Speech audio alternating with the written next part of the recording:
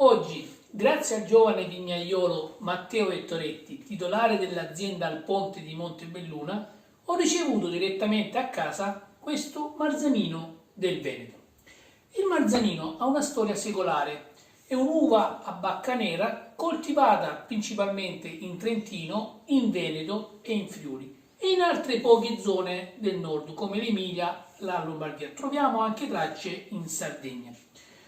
La famiglia del Marzanino attualmente si raccoglie in due grandi gruppi, il Marzanino gentile o comune e il Marzanino padovano.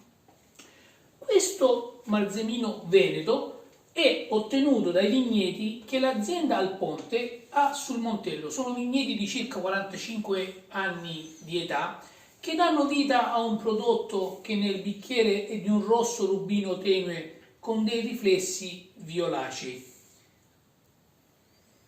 Il profumo ricorda il mirtillo, la ciliegia, che ben accompagna una nota delicata floreale di viola mamola.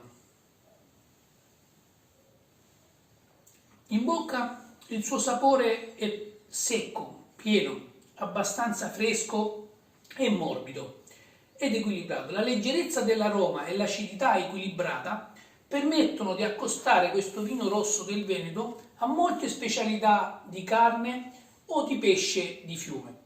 Un abbinamento molto originale che vi consiglio è quello di accostare questo vino ottenuto dalle uve Marzanino a della frutta secca o alle calde arroste.